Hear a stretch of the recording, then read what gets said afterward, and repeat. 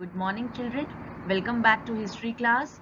And this is the last chapter of the part 1 book, When People Rebel. And from this chapter, we are not going to omit anything. Only the thing is, wherever you can see the purple color or pink color patches, that you need not have to study.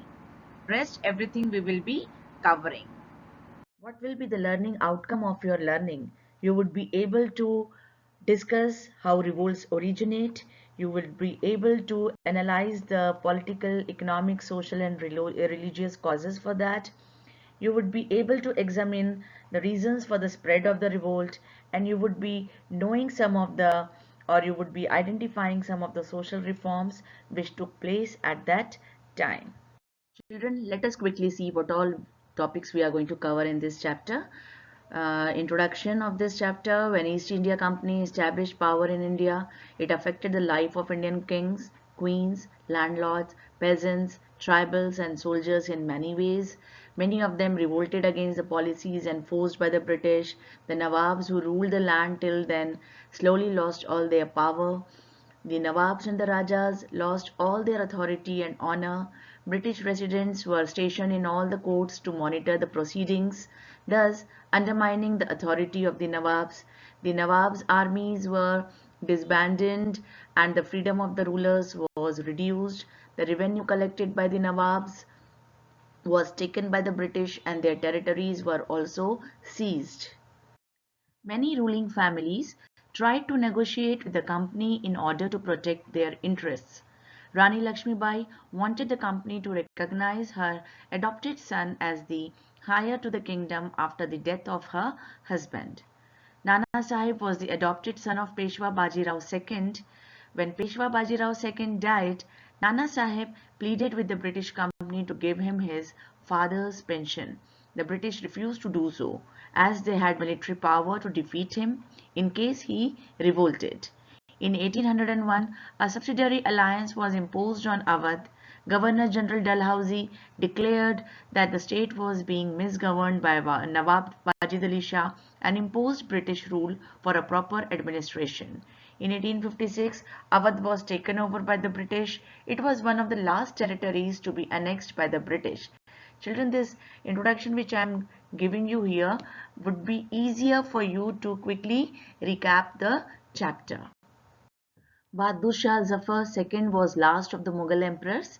In 1849, Governor-General Dalhousie announced that after the death of Bahadur Shah Zafar, the family of the king would be shifted out of the Red Fort and given another place to live in Delhi. In 1857, after the death of Bahadur Shah Zafar, Governor-General Canning decided that his descendants would not be recognized as kings but would be called only princes. Thus, slowly but decisively, the power of all the Nawabs were taken by the British. Nawabs lose their power.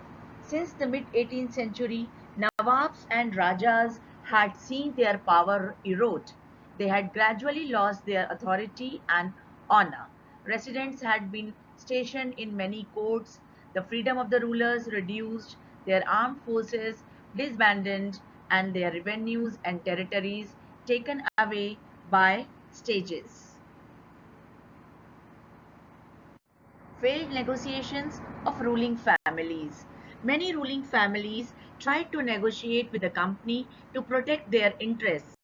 For example, Rani Lakshmibai of Jhansi wanted the company to recognize her adopted son as the heir to the kingdom after the death of her husband.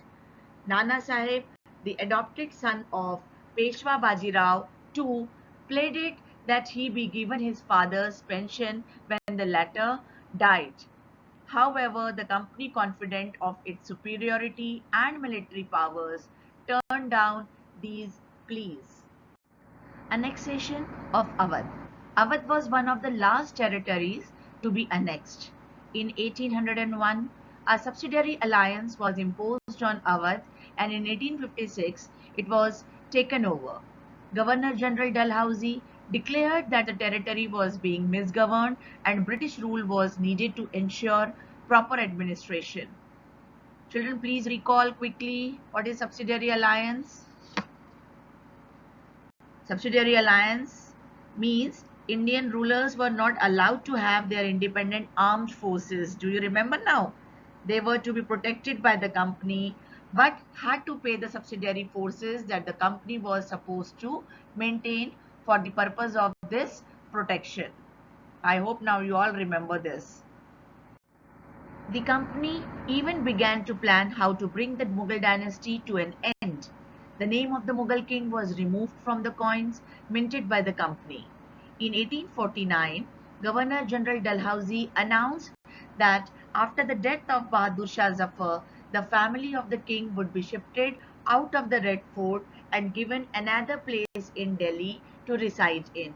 Red Fort was the official residence of the Mughals that time.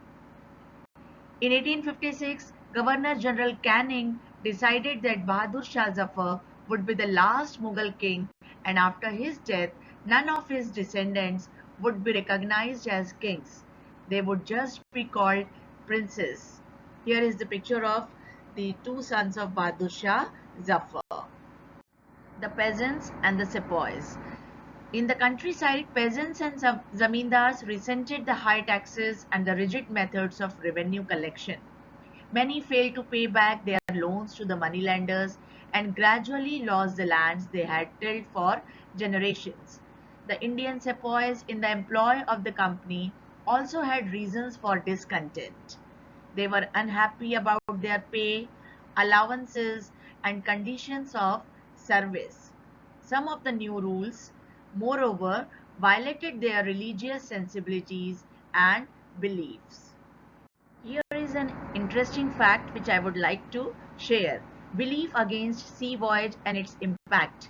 Did you know that in those days many people in the country believed that if they crossed the sea, they would lose their religion and caste. So when in 1824, the sepoys were told to go to Burma by the sea route to fight for the company, they refused to follow the order. Though they agreed to go by the land route, they were severely punished, and since the issue did not die down. In 1856, the company passed a new law which stated that every new person who took up employment in the company's army had to agree to serve overseas if required. Sepoys also reacted to what was happening in the countryside. Many of them were peasants and had families living in the villages. So the anger of the peasants quickly spread among the sepoys. Responses to reforms. The British believed that Indian society had to be reformed. Laws were passed to stop the practice of sati and to encourage the remarriage of widows. Now here we have to understand what was sati system or sati pratha. It was an act or custom of a Hindu widow burning herself to death or being burned to death on the funeral pyre of her husband. Means she is also dying with her husband. And remarriage of widows, which was not allowed in the olden times. If a lady's husband is died, nowadays if you would be seeing that the ladies are free to remarry again, but that time it was not like that. English language education was actively promoted. After 1830, the company allowed Christian missionaries to function freely in its domain and even own land and property. In 1850, a new law was passed to make conversion to Christianity easier. This law allowed an Indian who had converted to Christianity to inherit the property of his ancestors. Many Indians began to feel that the British were destroying their religion, their social customs, and their traditional way of life. There were, of course, other Indians who wanted to change existing social practices. Today, we will be doing till here only, children. Thank you very much.